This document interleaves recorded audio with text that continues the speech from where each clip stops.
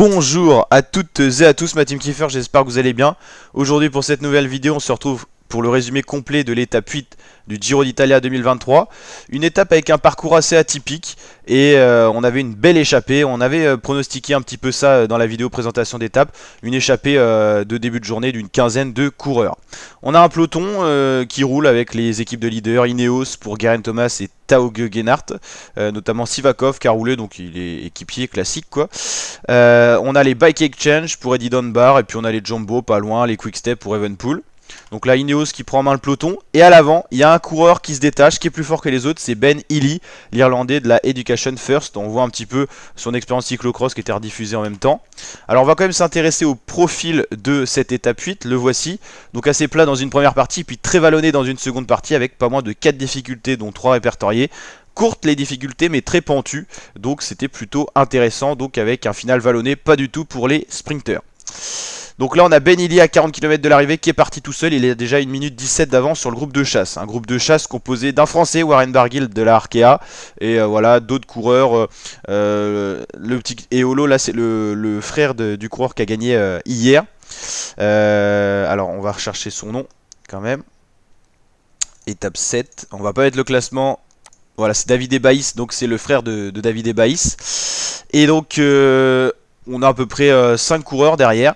À l'arrière du peloton, ils sont à 5,25 le peloton. Et c'est la Jumbo qui roule. Et Geraint Thomas, on le voit pas loin. Encore un peloton composé de pas mal de coureurs. On a vu Caruso, on a vu Evenepoel avec son maillot de champion du monde. Thibaut Pinot est encore là, un peu à l'arrière. Pour les Bora, on a encore Alexander Vlasov, le russe, avec également Lennart Kamna, l'allemand. Voilà, ça change chez les équipes de leaders qui roulent à tour de rôle, mais pas d'équipe majoritaire. La Jumbo qui tente quand même un coup de force dans le final. Bon, on le sait bien que l'échappée va gagner la victoire d'étape. Même Ben Healy, il a 2 minutes d'avance sur le groupe de chasse. Et le peloton est à 5,54. Ça va permettre à des coureurs comme Barguil de se reclasser au général. Ben Healy qu'on reconnaît avec son maillot Education First qui est très flashy. Il est dans la dernière difficulté de la journée, le Cappuccini, 2 km 8 à 8% de moyenne avec des max rampes à 19%.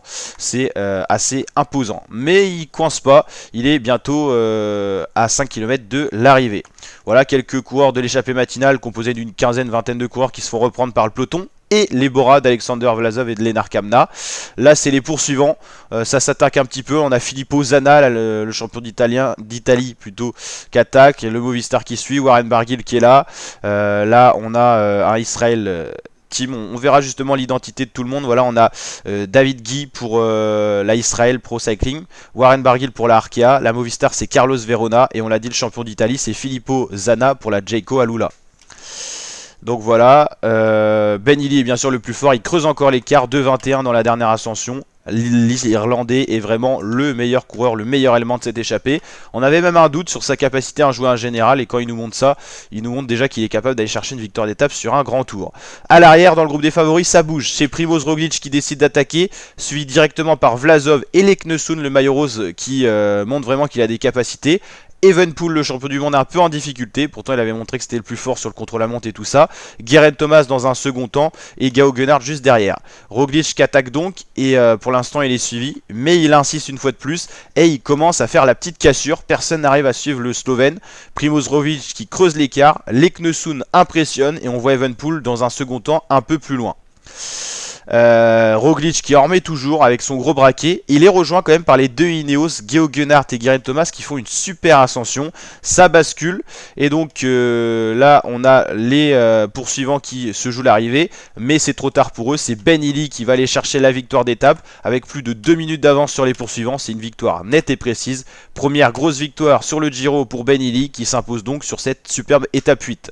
Les poursuivants vont faire le sprint, on va pas avoir les images, mais en tout cas Warren Barguil va finir 3ème de ce groupe de poursuivants, donc 4ème de l'étape.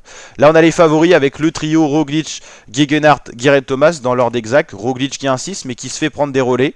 Et donc là ils vont revenir sur les échappées du jour, mais en tout cas ils vont faire une bonne opération, ils vont reprendre du temps à Remco qui paraissait invincible pour le moment. Voilà les trois coureurs, le trio de leaders qui franchit la ligne d'arrivée avec à peu près 15 secondes d'avance sur le groupe Remco Evenepoel, composé de Jack Haig, Caruso. On retrouvait Eddie Dunbar, l'Irlandais. Encore un Ineos, ça doit être Sivakov. On va aller voir tout ça en détail. Voilà, là c'est Hugh Carty qui a un peu de retard. Leknessund un peu de retard, mais qui va garder son maillot rose quand même. Il a fait une très belle journée. C'est donc mérité pour lui de garder ce fameux maillot rose. Ben Hill remporte donc l'étape avec une 49 d'avance sur le trio Derek Guy, Filippo Zana et Warren Barguil, les rescapés de l'échappée matinale.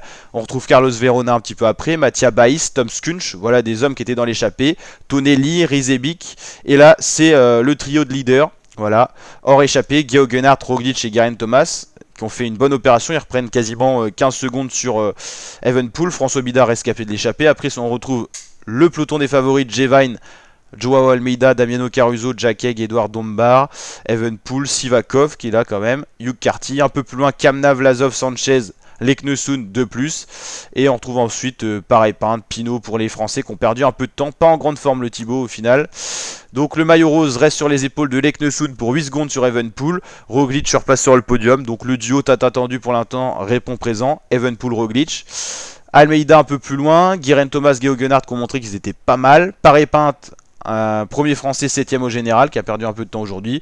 Vlasov, Caruso, Kamna, Dunbar, Sivakov, Egg, Vine, de plus, Carty, Sanchez, Pinot, Arensman et Barguil pour le top 20. Avec quand même 4 français dans ce top 20, c'est plutôt pas mal. Bon, Thibaut a perdu un peu de temps, il est même plus maillot de la montagne. Je pense qu'il va pas jouer le général, mais plutôt une victoire d'étape au vu de ce qu'il a montré aujourd'hui. Jonathan Milan reste maillot cyclamen, meilleur sprinter. David Ebaïs est meilleur grimpeur devant Thibaut Pinot.